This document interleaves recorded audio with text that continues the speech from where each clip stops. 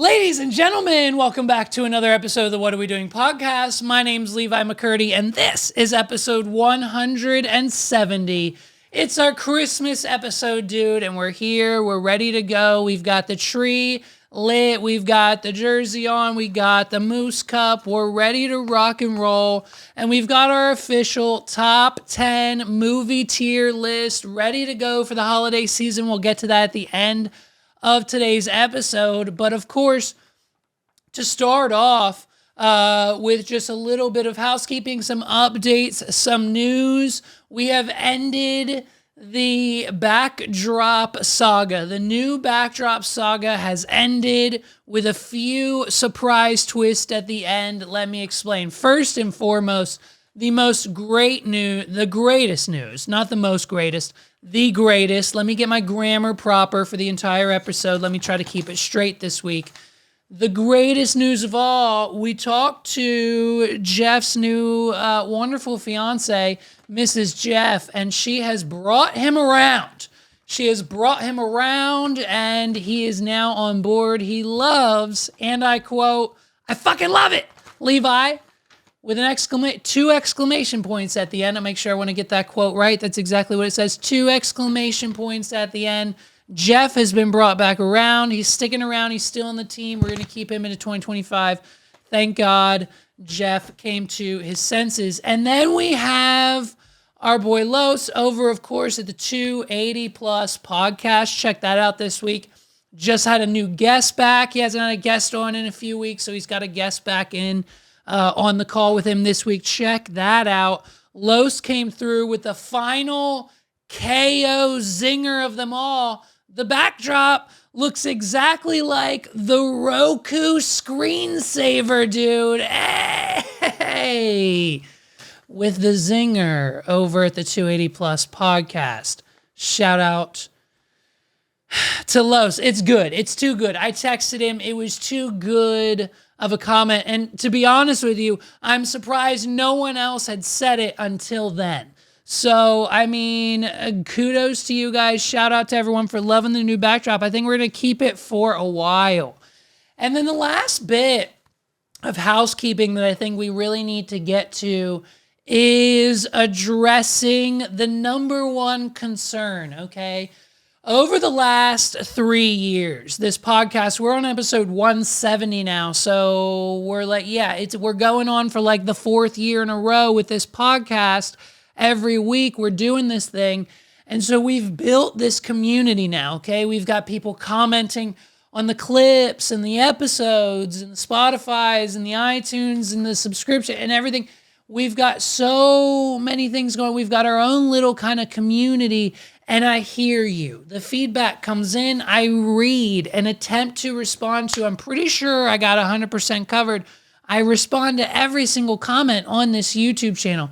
And the number one thing is the button. Levi, the button makes my ears bleed. Levi, the button makes me shit. You gotta stop it with the button. Tastes like burnt coffee. I can't stand the button. The button smells like my wet dog. I can't stand it, bro. You gotta stop it here with the sound effects. If you press the button, how many times do I have to press it again? I can't stand it. The button has caused you to destroy life on Earth. We have to hear it one more time. One more time. That's it. No more Christmas stuff for the kids. One comment said, the button could only save us from the button. I can't stand the button. The button is hatred. I can't stand both of my 4 people now that we stopped pressing the button. And soot and dirt, and there's grime and dog. Every time you hit the button, I hit the button. My ears getting so tired of it, and I think destroys life on Earth. Not like having to hear. So please stop pressing the button. Every time you hit the button, I hit the dog and destroy life on Earth. This last comment that we have here: if you ever press the button again, I will find out where you live, break into your house, drown your dog LuBug in the bathroom sink for you to only wake up to his wet, unresponsive body the morning of Christmas, when your son and family should be the happiest, your most prized and cherished family pet will no longer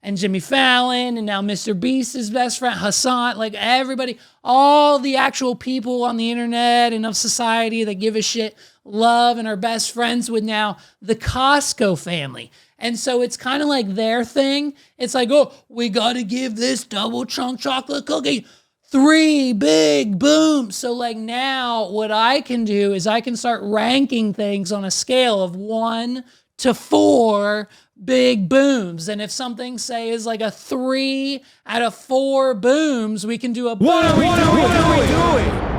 That's 3 big booms for the Wad Pod. You know what I mean? So we've taken all that, and that's pretty much what we've come up with for the holiday season. Consider it our gift to you, the people, the audience. You're going to be hearing 4 times as much of that button moving forward in every episode. And so that we're pretty proud of that. We came up with that just a mere few minutes. I told everybody, cast your votes. And then they did. And that was pretty much the unanimous one. Fucking Uncle Jerry was the only one who voted against it because he, like, for whatever reason, says the button's toxic. I don't know. I don't understand what that means. But he voted no. Everyone voted yes. And so now we've got the 4P. And we're giving that vote 4 big votes. Well, folks, good news, okay? We thought it might be some form of the first time that we've ever heard of the term crypto coma. What are we doing? Haley Welch has woken up. It's been, I think it was either, 13 days? It's been 13 or 14 days that she's been in a very heavily, what may or may not have been medically sedated, what potentially we're calling the very first crypto coma. Haley Welch's Hawk to a meme coin crashed and tanked so hard, it sent Haley Welch into a crypto coma. Now, we have never heard of this term or this thing to happen before, but basically the term is now coined. Get it? Meme coin, crypto. The term is coined. It was a crypto coma. And if we were going to see something like this for the first time, I mean, you would have thought maybe like Jake or Logan Paul might have been in one, but they've seemingly been awake and on the up and up ever since all of their crypto pump and dump illegal scams have inevitably lost all of their fans thousands upon thousands of dollars. Crypto Zoo, Dink Doink, Jake Paul and his NFTs, I'm sure at some point he's had. It's all the same. And so the same advisors that gave them the green light to do all that shit gave Haley the green light to do her thing. Unfortunately, what they weren't expecting is that it was kind of this kind of winter time, October, November, December time. It's cold out. People's immune systems are already low. And boom, bam, one illegal rug pull later, and Haley Welch slips right into a crypto coma. What are we doing? Now, of course, you'll remember this, right? You'll remember her saying this. Clear, like all of us, as much as we can say it's experimental, like we all run, like I run a business as well. And I have operational costs. We're explaining why for example, this happened and the rug pull happened, and they're trying to excuse themselves for stealing millions of dollars. Fly somewhere internationally first class, for example. I'm just using this as an example. So there's like an incentive for someone who's like operating a business to basically like have a successful operation that's going. So I'm sort of curious, like not for the token price itself, but just in terms of the fact that there's fees that are being generated, there's an actual like source of income. I hate to interrupt you, Nick. Hello there. But anywho, I'm gonna go to bed, and I'll see you guys tomorrow. Okay. For talking. What are we doing? We love her. We love Haley Welch. That was 15 days ago. That was 2 weeks ago. And we haven't heard from her since. Since she went to bed that evening on December 5th, we haven't heard from her. There's been no Talk to a Tuesday podcast episodes. There's been no tweets, no nothing. It's just all been speculation. We don't know.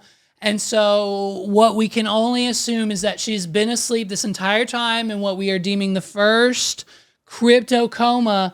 And now, thank God, now we don't have actual physical evidence that she's awake. But if you would take the evidence of an all-new tweet from the official verified Haley Welch Twitter account, then that could potentially be classified as the evidence you need for her to still be alive. So if that is in fact the case, then, well, hey, thank goodness.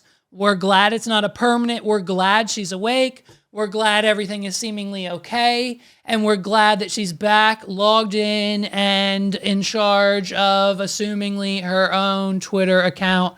And it wasn't just, I don't know, maybe the Better Team or Jake Paul posting this tweet from her account just to kind of tone down all of the shouting about the lawyers and everything else. But the tweet reads now, today, on December 20th, just this morning, a few hours ago, it says, from Haley Welch, I take this situation extremely seriously and want to address my fans, the investors who have been affected, and the broader community.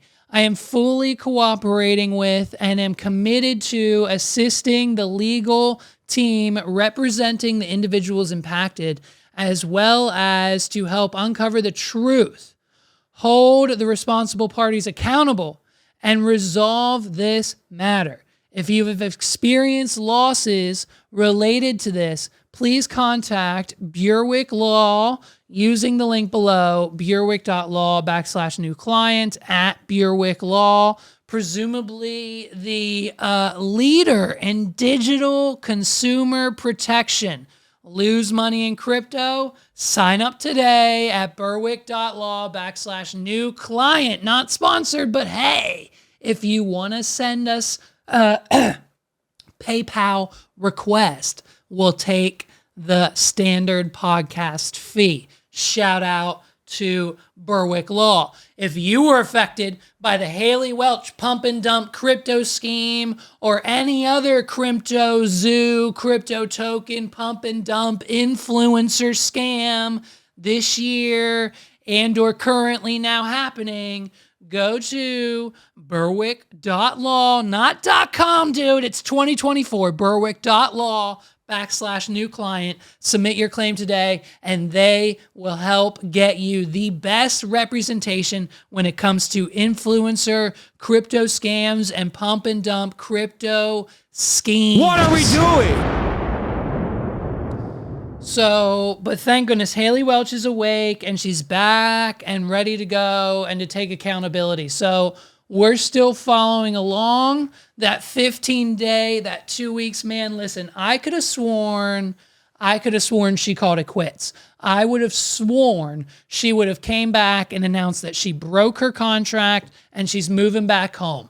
Dare we forget this star-studded celebrity guest, Jake Paul fueled, Better.com, Better Picks, sponsored podcast, Talk to Her, started out. Episodes like 1 through 3 were just her sitting on the porch swing in Louisiana or Tennessee, wherever she used to live, with her friends, with an iPhone and some clip-on mics that they got for $5 from the TikTok shop. And that's why we all kind of sort of gave it a chance / fell in love with it. It was this genuine hometown, I'm not signing on the dotted line type of episode that we got every week. Now, were all 3 of those episodes just a retelling of the how'd you get famous? Tell us the Hawk to a story from your perspective, Brittany. How did it make you feel, Jessica? How did it make you feel, Haley? Tell us the whole thing. What about the guys? They're douchebags. You're not going to thank them? No, I told them not to post it, but now I'm rich and famous, so what are you going to do, you know? Pookie, bring me another spritzer. Pookie, bring me a spritzer. And that's all it was from their front porch.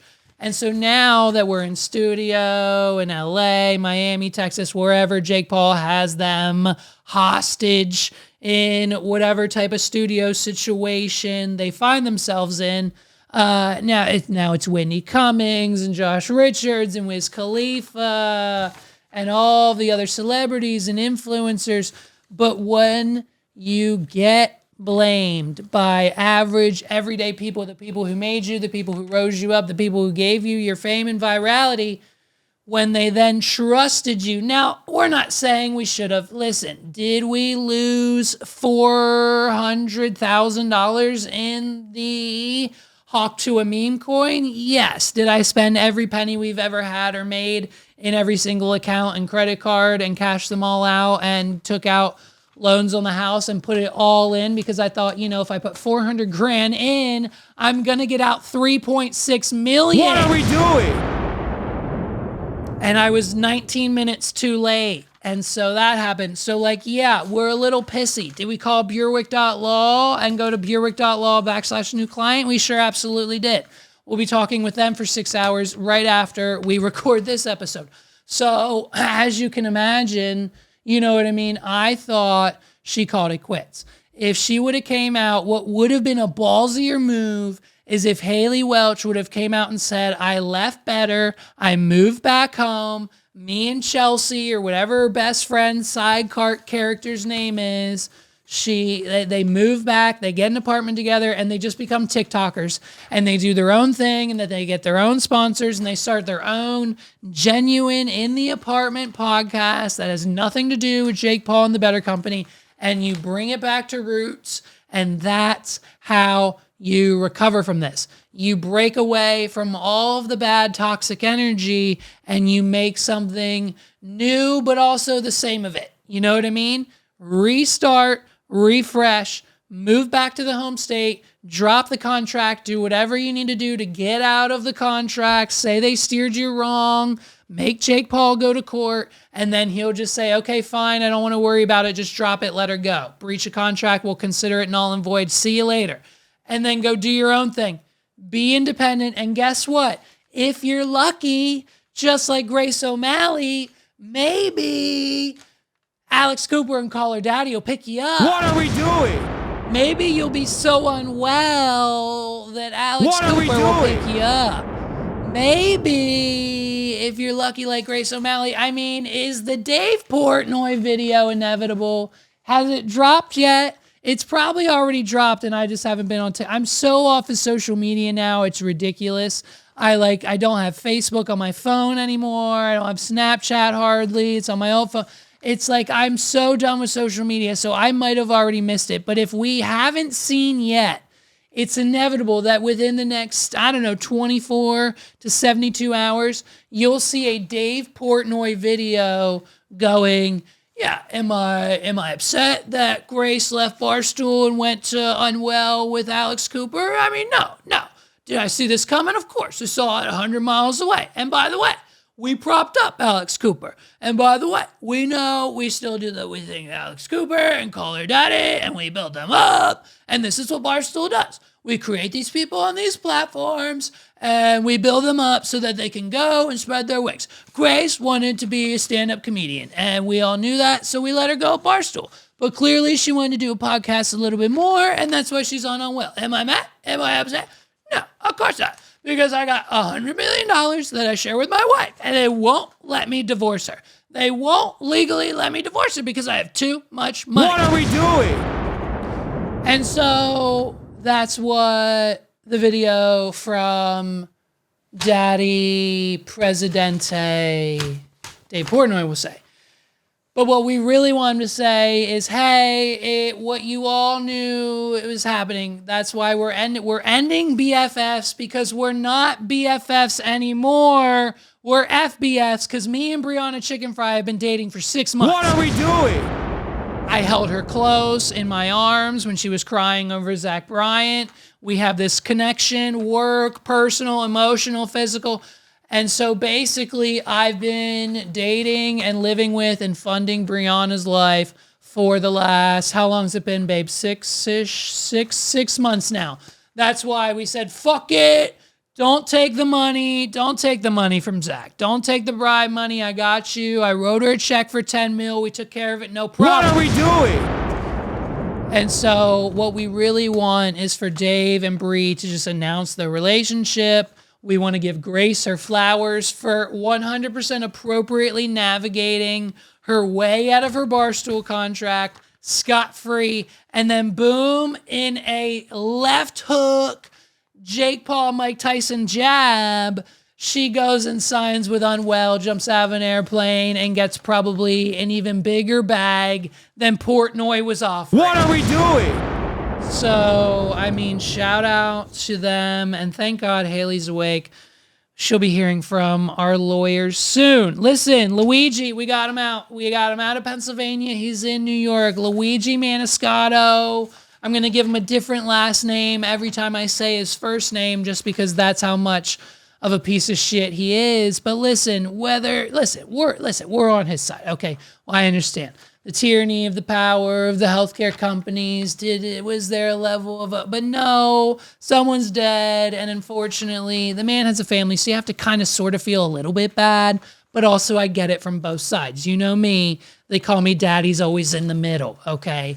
That's how I am with the election, that's how I am with politics, that's how I am on this case. I'm in the middle. Both sides are kind of both messed up in the head.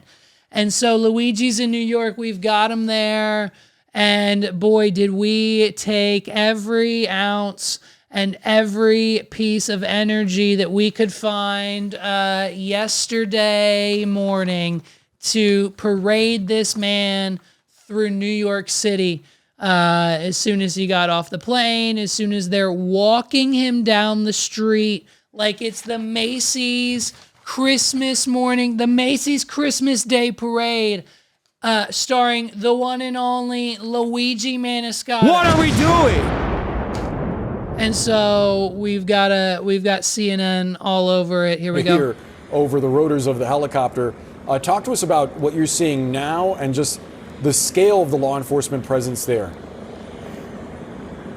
Yeah, like I said, I've never seen anything like this, Boris, to be quite honest with you. There are just never seen anything like this. Keep in mind, the man in the orange jumpsuit, Luigi Mancino, Cherry, has only allegedly, and hasn't been proven guilty yet, killed one man. What are we doing? He shot one guy. And so we don't parade and have this many police. And the mayor's there, Eric Adams. Isn't he on trial? Is he just marching to his trial too? They're just going to knock out Mayor Adams and Luigi all at the same time? Like, is that the situation? Because I'm pretty sure, isn't he in trouble too?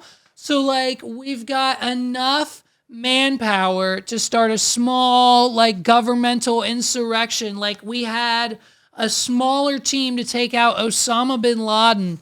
That enough people are surrounding Luigi as if he's public enemy number one.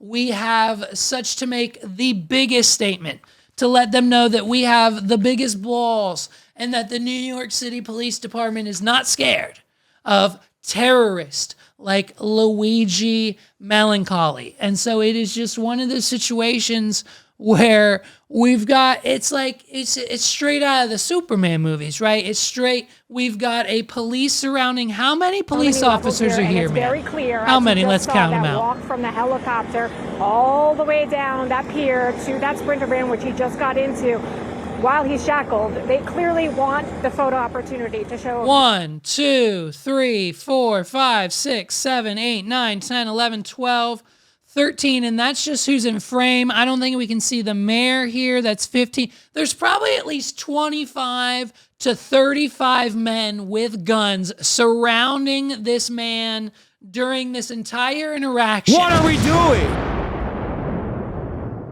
And let's just, hey, by the way, let's be 100%. All of these NYPD police officers, FBI agents, detectives, special police force officers, whoever's there, the mayor, all of them combined have killed way more people than Luigi Melancholy. What are we doing? You know?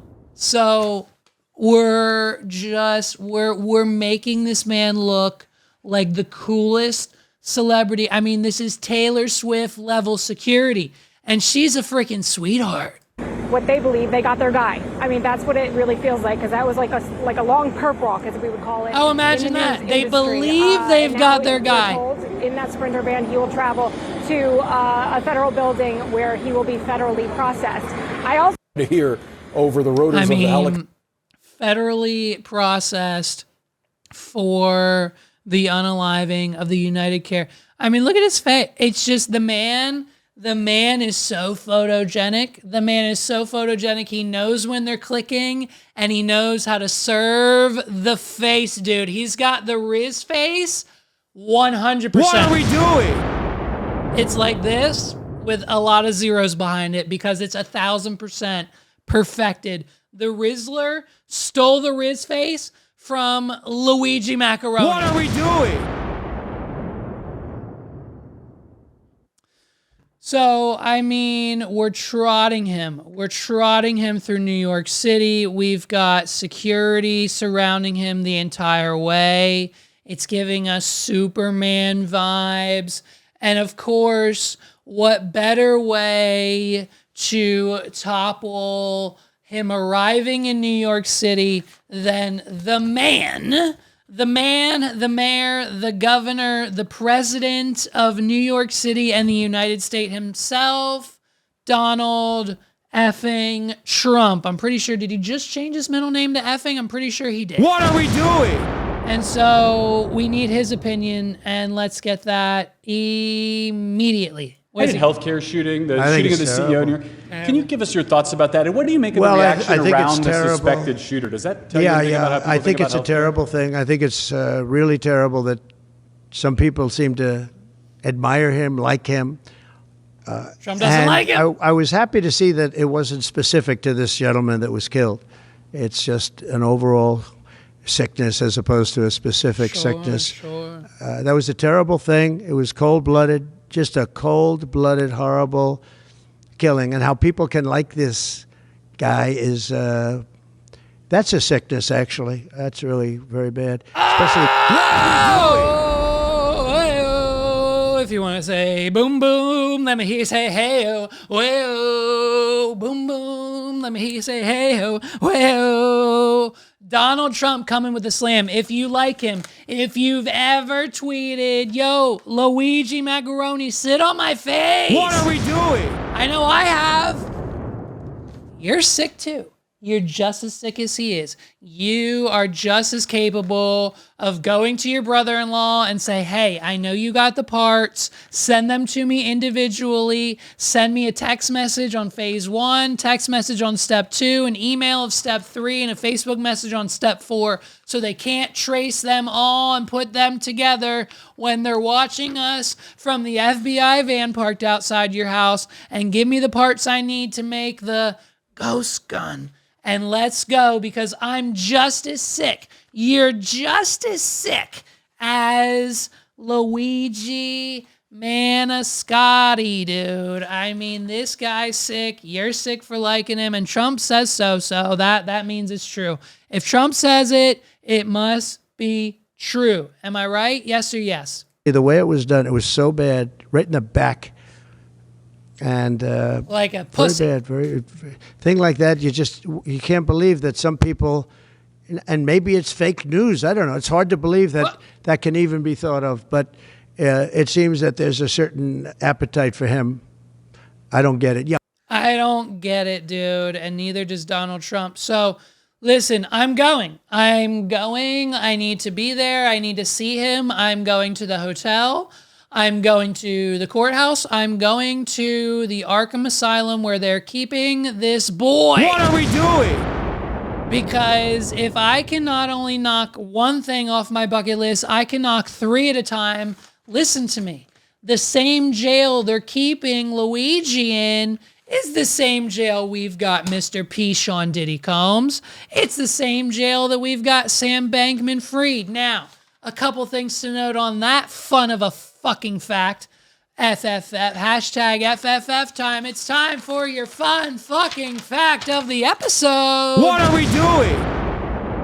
Diddy's lawyer is married to Luigi's lawyer. So with the two married lawyers representing Luigi Mariani and Sam Bankman-Fried and Sam Bankman-Fried's lawyer is just some idiot who's not married to anybody, but it's fine. With them together, married as a power couple with Diddy, Luigi, and Sam Bankman-Fried, New York City is quickly becoming Gotham with, like, you know, one of the villains as mayor and 3 of their villains are locked up in the Arkham Asylum, dude. I mean, we've got the freaking Joker, the Riddler, and the effing Penguin. What are we doing?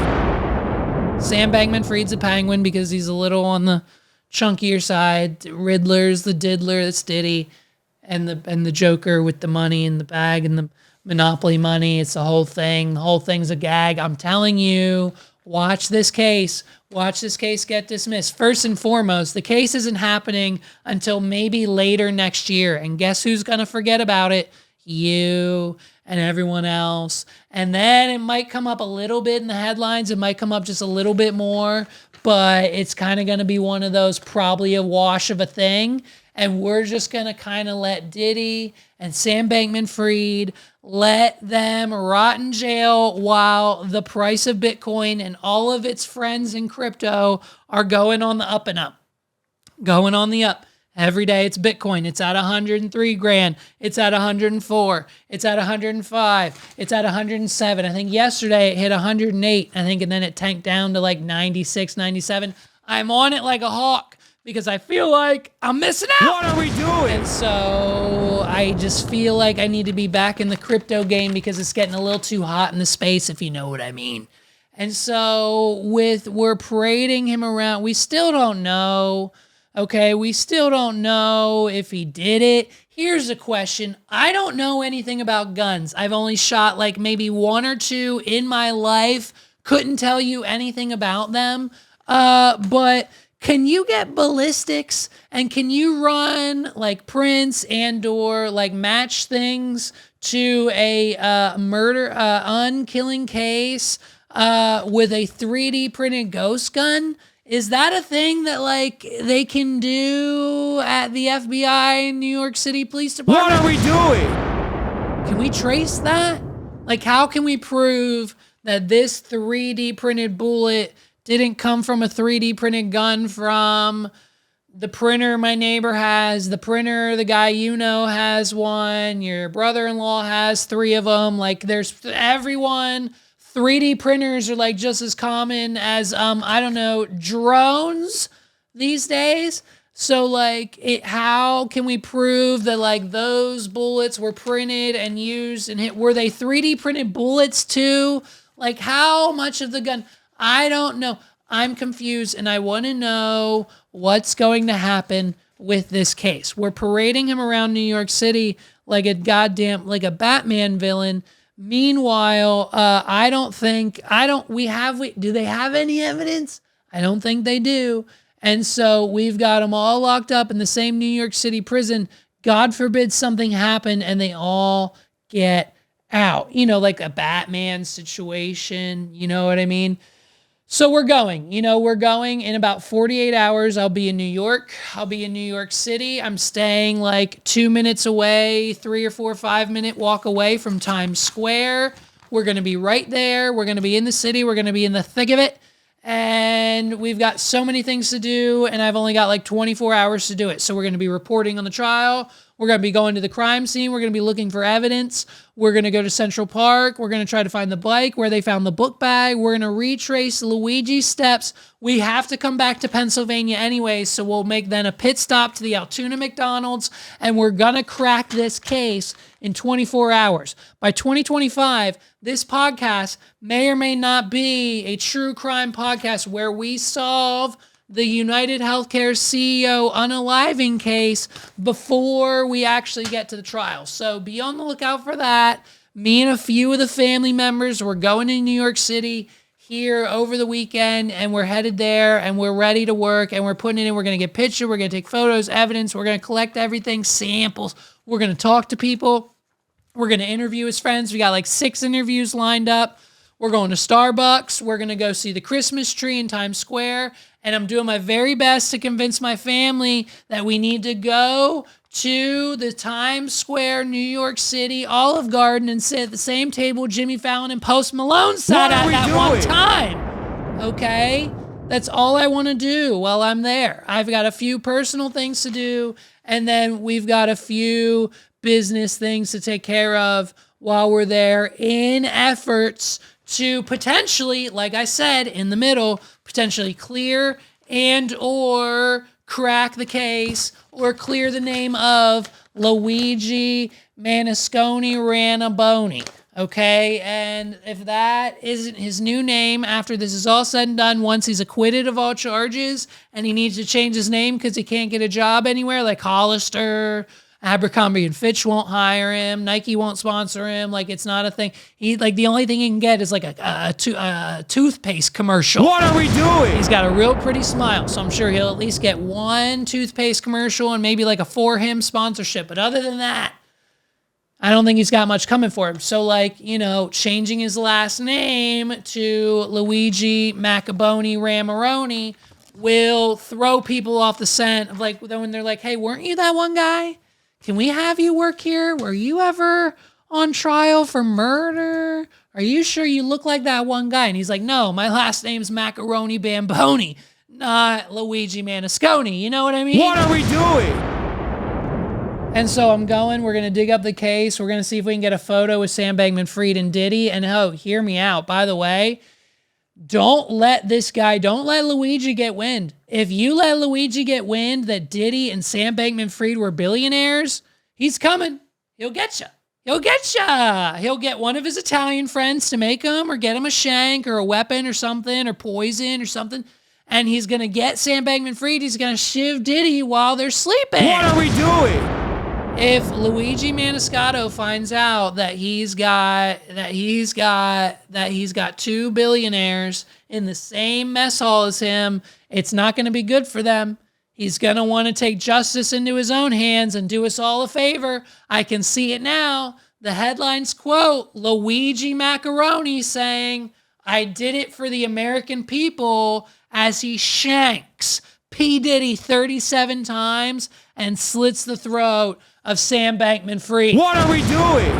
I'm just saying, if Luigi wanted to make yet another statement and a more prominent name for himself, if he wants to take his podcast from number 10 to number 1 and be anything that Joe Rogan or Alex Cooper or us or whatever other celebrity with a podcast that's on the top charts right now, talk to her, but not since she's put an episode out in 2 weeks. What are we doing? Hey, Haley, if you need a guest, let me know. Maybe that's it. Maybe she wasn't sleeping. Maybe they're having trouble finding guests. I'll be a guest, babe. Hit me up, Haley. You know my Twitter. I've already DM'd you 10 times because, you know, what's up? Hey, what's up? But also, I'll be a guest. What's up? You know what I mean?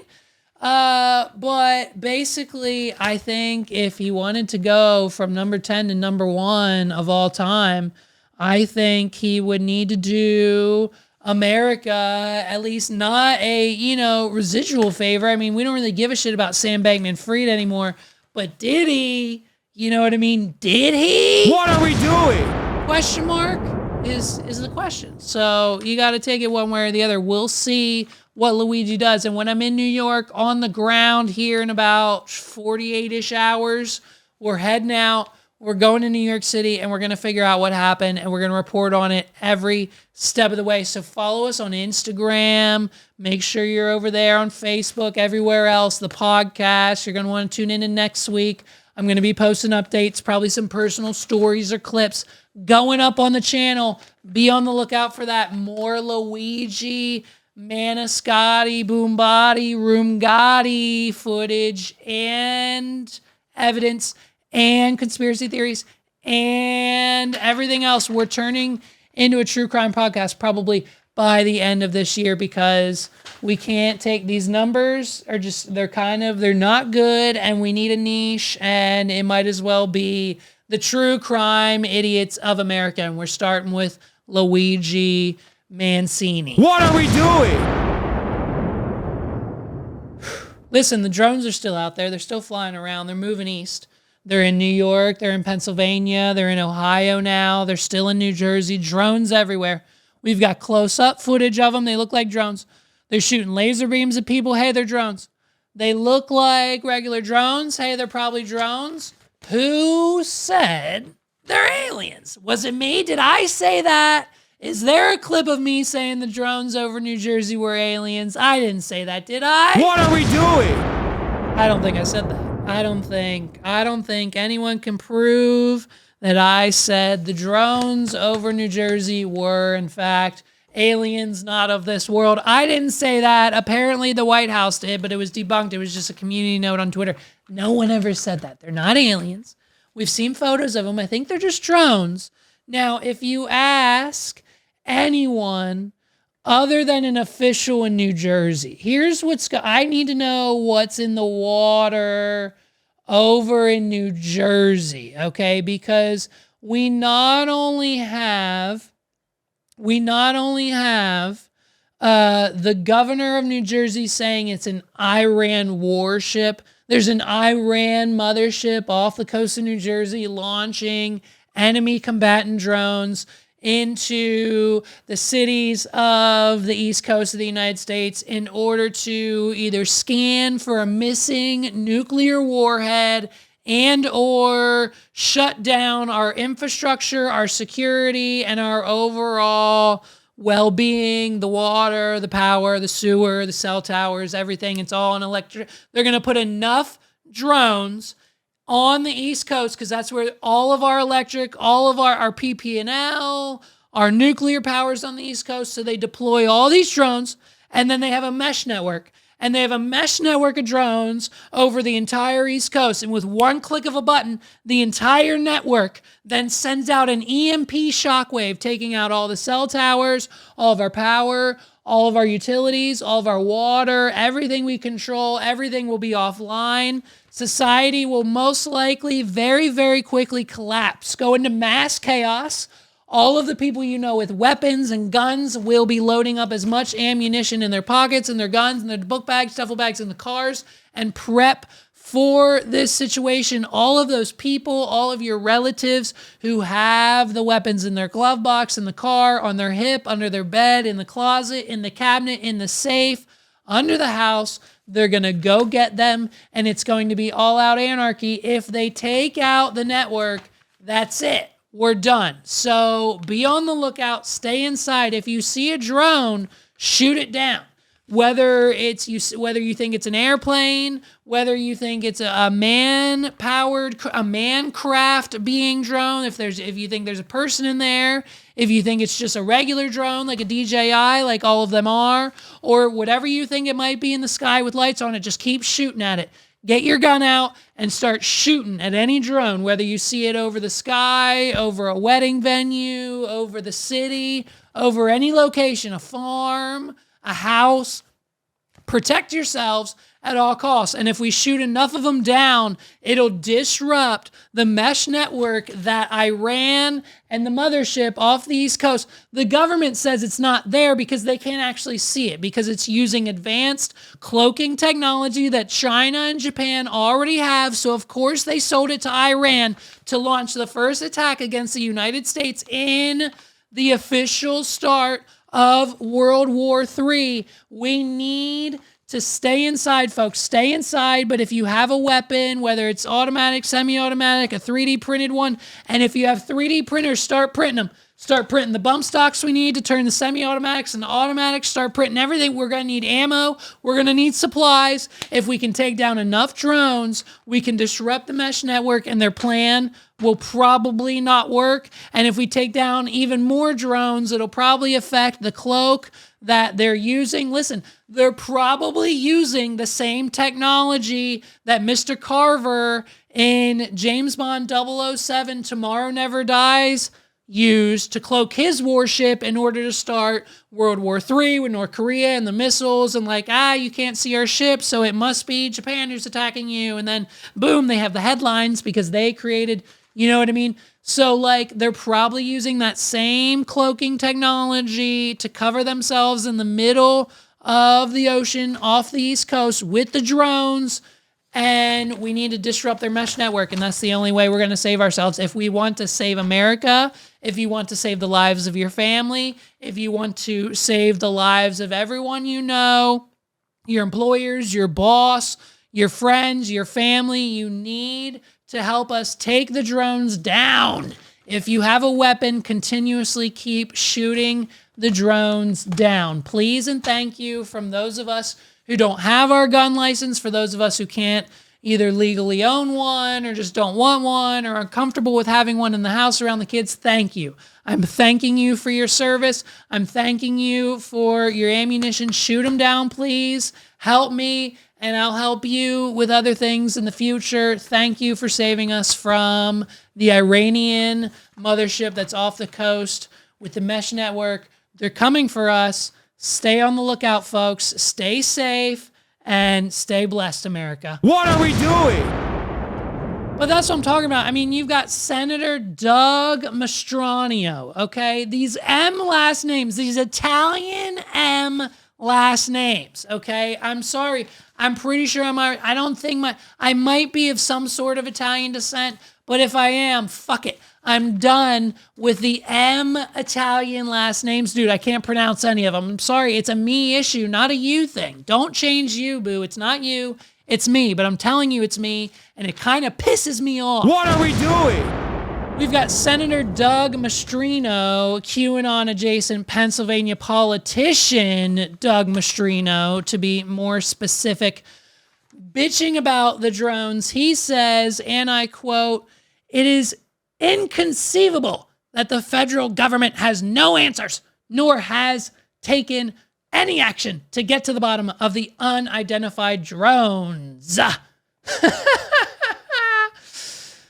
The fecklessness of the administration was on display last year when a Chinese surveillance balloon was allowed to fly over the entire continental United States before being shot down. Such should be viewed as a threat to our nation and citizens, and action is long overdue. We have resources and assets in our arsenal to get answers. But I suppose Ukraine is more important to the White House. January 20th cannot come soon enough. Hashtag MAGA, hashtag hoorah! What are we doing? All right, I added the last two. He didn't put any hashtags. I added those two in, but every other word I said was 100% accurate, and then it was followed by a photo of a fake news report. He posted this photo, breaking news, a crashed drone in Orange Beach retrieved from the water and taken to an undisclosed location for further investigation. Look at this. Look at this clearly manned, extra wide load of a drone that they found in Orange Beach, retrieved out of the water, shot down from a local probably. Thank you for shooting what looks like something a stormtrooper would fly around, but that's just me. What are we doing? Idiots. They're all idiots. Every single one of them. The president of FedEx has as much power and as many friends as the president of the United States. They're all silly goose games, and they all think that the reckoning, the change of regime, yeah, it's going to fix some things, and it's going to make some things worse, and it's going to make this better, but not really, and it's going to take 4 years to see the effect and change of what the last administration does, and it happens every single time we get a new round of people in the White House once Trump's done loading the cabinet with Elon Musk, his billionaire friends, and everyone else we know. Hey, man, I'm telling you what, if RFK Jr. makes Smucker's Uncrustables illegal in this country, we're outie 5,000. What are we doing? I'm going to Costco. I'm buying the lot. I'm getting a truck. I'm getting a full-blown, biggest U-Haul they have on the block. I'm going to every single location, and I'm buying every single frozen peanut butter and jelly sandwich, peanut butter and banana, peanut butter strawberry, whatever flavors of Uncrustables they have. And mark my words, it's going to be a freaking problem for the Republicans. If JFK Jr., what's his name? If RFK Jr. thinks he's going to come in and clean up the food, great, dude. Hey, give us all the same shit. Just require them to put actual ingredients and healthy shit in the shit. What are we doing? Just make Smuckers, by law, have to put healthy, all-natural ingredients in the damn sandwich, bro. Just make them comply with the new rules. You don't have to 100% outlaw the peanut butter and jelly sandwich, do you? What are we doing? You don't see us bitching about the peanut butter sandwiches, do you? What are we doing? Get rid of the red 40 food dye that's turning all of our kids autistic. Get rid of that. What are we doing?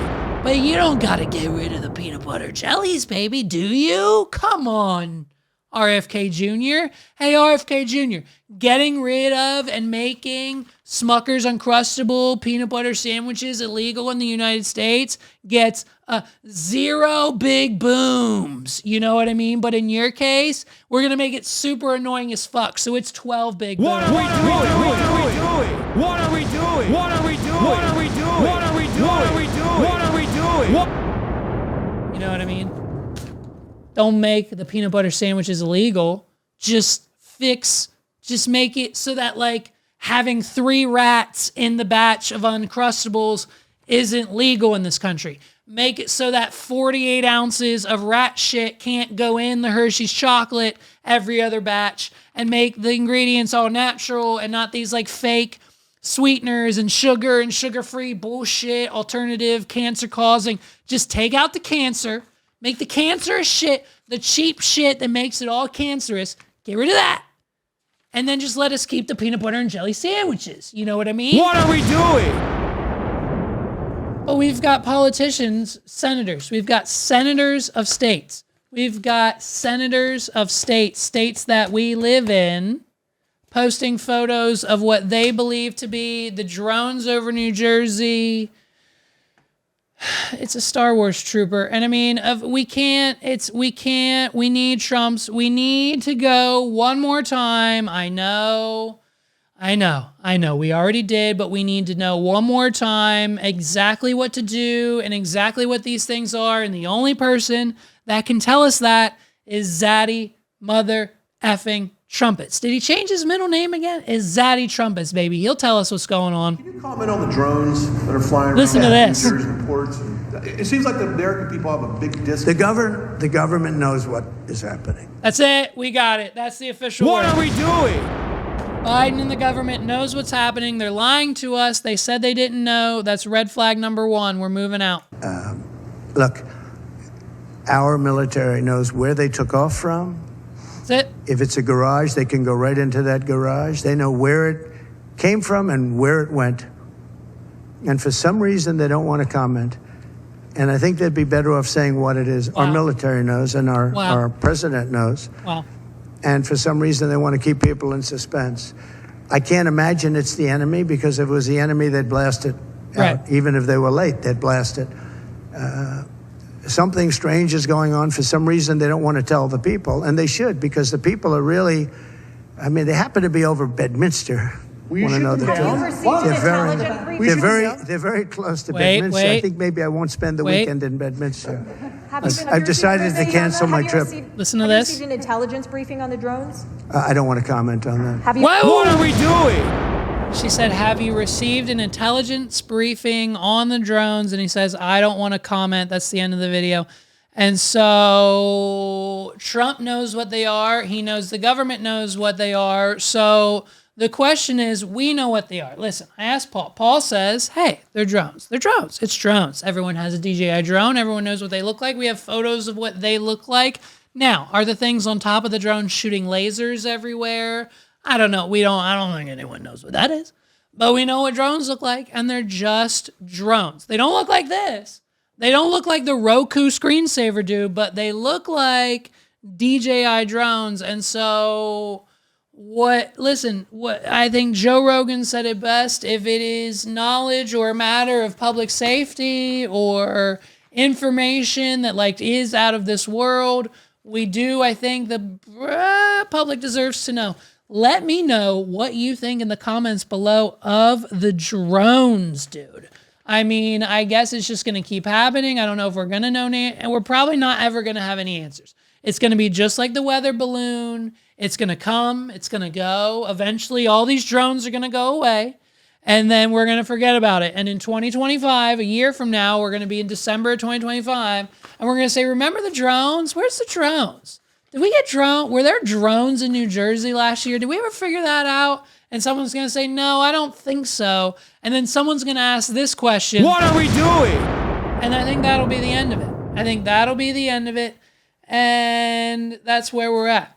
So last but not least, to end on a positive note here, we have got a Christmas movie tier list. I thought about it and I've broken it down. I've got the ultimate top 10. Now, I think it's the ultimate. I think you'll agree with me that it's the ultimate top 10 list. I'll explain why I chose each one briefly. Then we'll move on. We've got some honorable mentions, okay? And we've got this year's competition, okay? So for the last 20 years, the question has always been, is Die Hard a Christmas movie? And it's now been decided unanimously across the board, just like the vote to add 5 more what are we doing explosion buttons to the soundboard, that Die Hard is a Christmas movie. And so now that that's been decided, we've got one more, and I'll let you think about it before we get to the pros and cons and both sides of the argument. Harry Potter and the Sorcerer's Stone. Now, you can add all of the other Harry Potter films, at least like the beginning half, to that same list as well, because they kind of all fall under the same kind of category, I believe, all the Harry Potter films. So if one applies, then it's like a RICO case. The rest of them apply to the same vote.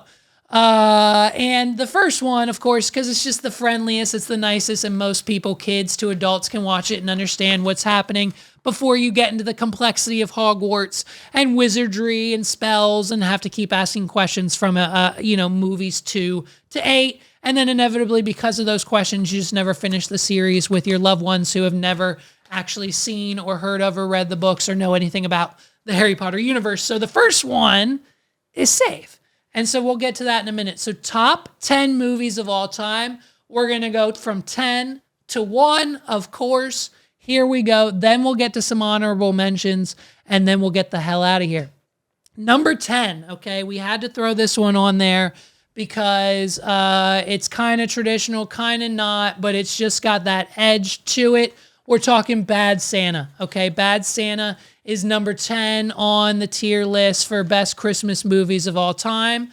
Moving right along, we already mentioned it, number 9, Die Hard. Just a new fan. I'm a new fan of Die Hard. I watched it all the way through for the first time this year in 2024, but I am obsessed. I'm probably going to watch it again tonight. I like it, so it's definitely worthy of a top 10 list, but I put it at number 9 just because of its past controversy. I know it's been, cancel culture, not really a thing. So I know it's kind of made its own rise out from the ash of not being a Christmas movie, but we're still putting it at number 9. It's Die Hard. It's a great classic. It's a good thriller, action movie, Christmas all wrapped into one, the zingers, the whole thing, the mystery of it all, the ending, the final. And then of course is a beautiful open to what then becomes the rest of the Die Hard series. So that one alone, number 9. Number 8, we just turned this one on last evening, 4 Christmases. Okay, Vince Vaughn, Reese Witherspoon. I mean, the whole notion of lying about doing charity work in third world countries so you don't have to go to your family Christmases is 100% something my father did with us as children. He told the rest of the family, hey, we're flying the kids to Mexico. We're going to be doing good. We're going to be doing like work for the locals. We were just going on vacation. Jeff flew us out of the country for multiple Christmases. Multiple Christmases as a child. We didn't get to see the family. We didn't get the traditional gifts. We had to wait for all that a week later because Jeff and the stepmother decided to take us to Mexico for Christmas. What are we doing? Now, as a child, that would seem like, yeah, okay, fine. Looking back at it now, I fully understand. I fully understand the notion of not wanting to go to her parents, your parents, her parent, the grandparents, the aunts, the uncles, the cousins, the gifts, the hundreds of dollars, the unnecessary shit. I don't want to go to the Christmases either, dude. And so I get it now. As a kid, it kind of F with us, but it's fine. So 4 Christmases, definitely on the list. Super funny. Number 7, just because, the only reason is simply because, hey, Matthew McConaughey. What are we doing? Ghost of Girlfriend's Past. It's a Christmas movie. Don't argue with me. Number 6, arguably, maybe one of the funniest on the list. Deck the Halls. Freaking Danny DeVito. The whole 9 yards. The house from space. The lake. The sled. The everything about this movie is hilarious. Deck the Halls. Number 6 on the list. Okay? Check it out if you haven't. Number 5 on the list, I almost forgot this one. I don't think we've watched it yet this year. Shame on me. Number 5, The Santa Claus. The original, the first one, that's it. That's the only one we recognize. We don't watch the second one. Sometimes we do if it's the only thing to put on, but we've never effed. No one messes with the third one. And whatever abomination they tried to do a miniseries TV show with Tim Allen on Disney Plus, but he's just a mean old man now, so no one wants to work with him anymore, that no one watched, we don't recognize that either. What are we doing? But needless to say, the timeless classic, The Santa Claus, is number 5 on the list. And then yet another timeless classic, number 4 on the list, Home Alone. You cannot go wrong with a good watch of Home Alone. You cannot go wrong. Honorable mention, it didn't make the top 10, but Home Alone 2, still pretty good. Still a solid contender, but number 4 on the list is Home Alone. I mean, Kevin McAllister, what Macaulay Culkin has done with his life, just an incredible performance. The story, Megs loves it because she just hates that they would be dead. Every time that Marv and the robbers would inevitably in real life actually be dead from the things that Kevin did to them in the movie, Megs loves pointing them out. Megs is that type of girl. What are we doing? And that's why we love her. That's why we're going to marry her, and that's why Home Alone is number 4 on the list. Number 3, who else could it be? It's Jim Carrey, How the Grinch Stole Christmas. We don't recognize any other versions. Like the original animated one, meh. The Illumination one with Benedict Cumberbatch or whatever his name is, meh. You know what I mean? It's just a Minions movie, but green. And so the only one we recognize is 2001, Jim Carrey, How the Grinch Stole Christmas. It's fantastic. It has the most quotable lines. Everybody loves it. The Grinch has become this now societal staple of society that is just everywhere. I literally just ordered 2 inflatables, a Max, a Grinch, and an animatronic Grinch. I think it's downstairs right now. I got to put him out for the boy so he has him when he comes home for Christmas break. What an incredible father I am. What are we doing? And so we love the Grinch. Who doesn't love the Grinch? It has to be number 3. And number 2, we're going to get some slack for this, or some flack for it, but Megs and I, we love and are obsessed with, we'll turn it on 8 times throughout the year, 20 times during the season, and just an overall love and obsession for the movie Christmas with the Cranks. I mean, Luther Clark, Blair, Nora, Laura, it's just, they're all, the characters, Dan Aykroyd, the premise, skipping Christmas to save money and go on a cruise. It's 100% Levi's daddy move. What are we doing? This is 100% a Jeff move. Jeff saw Christmas with the Cranks, realized how much money he could save by flying his whole family to Mexico for an all-inclusive stay, because back in 2002, it's a hell of a lot cheaper than it is today. So why not take advantage of not having to buy anyone a Christmas gift, decorations, because we're going to leave before the tree goes up and we're going to come home after the tree should come down. Every time my father would have to put up a tree for Christmas, it wasn't 20 minutes until after the last gift was open. He was already putting Christmas decorations, Christmas ornaments off the tree away, put the lights away. By the time my stepmother's parents came over to the house to give us our gifts and eat Christmas dinner with us as a family, my father had half the house Christmas decorations done, put away and in the basement and locked up and ready to go for next year already. What are we doing? So Christmas with the Cranks is 100% a movie that runs in the bloodline. I mean, let's be honest, the man, he has his flaws, but it's fine. And then, of course, the number one movie of all time, it shouldn't be a spoiler for anybody on the list, but Christmas Vacation by National Lampoon holds up to the test of time. It's a classic. The jokes are timeless. The merch, the fan base, the viewings that people go to. Listen, y'all gotta stop going to those viewings.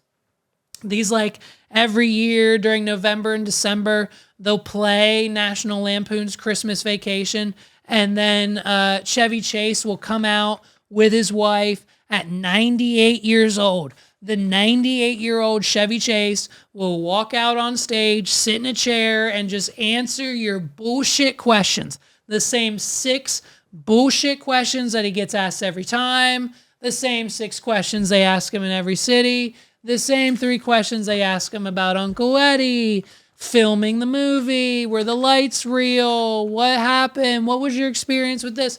And he has to sit there and hold a microphone and say the same 6 stories over and over again. This man is just, it's as if he would need just a pod to walk into in the middle of the woods, in the middle of Switzerland, and it might be the best thing for him. But hey, it's National Lampoon's Christmas Vacation, and we're getting as much money out of the franchise as possible. So if that means people need to pay $50 a ticket just to see and hear Chevy Chase talk for 30 minutes after they watch a movie they've already seen 150 times, bet your bottom dollar we're doing it, babe, because the grandkids need new iPads and new MacBook Airs for Christmas. So why not make a little extra dough on the side, stop at Cincinnati and do a little tour with the movie like we do every single year. And that's why National Lampoon Christmas Vacation is number 1 on the list. Now, that's the top 10. To get to the last and final arguments of the episode, and then I'll let you open gifts with your family, is Harry Potter and the Sorcerer's Stone a Christmas movie? Yes or no? Here's the arguments on both sides. In the yes column, for Christmas movie of the year, we've got major plot points happen during Christmas. If we take the Die Hard argument into effect, we then apply it to Harry Potter. It's Christmas time. That means it's a Christmas movie. So check there. The film's aesthetic and music wrap you in holiday cheer. You know when you see the candles and the Christmas trees and the Great Hall and the snow and the owl and the atmosphere, and you hear the jingles and you see the carriage with the horse-drawn sleigh and it's Hagrid dragging the big tree through the snow. It's a Christmas feeling. You feel like it's Christmas when you're watching it. It's a mental state. Checkbox number 2. Okay. Checkbox number 3, third and final argument. Harry's Christmas was about finding family and belonging. And if that isn't the true meaning of everyone's Christmas, if it's not, it fucking should be this year. What are we doing? Then I don't know what is. Your Honor, I rest my case. Harry's Christmas was ultimately about finding family and belonging. And hey, he accomplished that in the Sorcerer's Stone. Now, on the flip side of the argument, buckle up. We've got the no column, okay? The story isn't about Christmas. It has nothing to do with Christmas. The story is about friendship and adventure, and that can happen at any point in time. As a matter of fact, we get multiple seasons. It's winter, autumn, summer. We get pretty much a whole year, half a year's time while we're at Hogwarts in every movie. So If it's a Christmas movie, well then also isn't it an Easter movie because they've got springtime? What are we doing? Stories about friendship and adventure. Christmas is not the main event of the movie. Now, we could argue that Christmas isn't the main event of some of the movies on the top 10 list, let alone some of your favorite Christmas movies. So this one might fall through, but it's still a point checkbox for the no column, okay? Last but not least, the final argument. We got 3 on both sides. Not every movie with a Christmas scene is a holiday classic. Now, I would venture to say that this one automatically disqualified and Harry Potter automatically wins as a Christmas movie. The Sorcerer's Stone, yes or yes, because not every movie with a Christmas scene is a holiday classic, but there is a plethora of movies that are already on the holiday classics list that kind of sort of only have 1 or 2 maybe kind of hints at Christmas, but it's still considered a Christmas holiday classic. What are we doing? Ladies and gentlemen, let me know what you think in the comments down below. My name's Levi McCurdy. This has been episode 170. I hope you enjoy the holidays. If you're celebrating Christmas, Merry Christmas, Happy Hanukkah, Kwanzaa, spin the dreidel, open the gifts, have fun, enjoy it, be safe. When you're drinking this holiday season out of your moose cups, be safe with your family. Get there, be square, and get home. We love you. We can't wait to see you next week. I'll ask you, hey, let me know what you got for Christmas in the comments. What's on your Christmas list this year?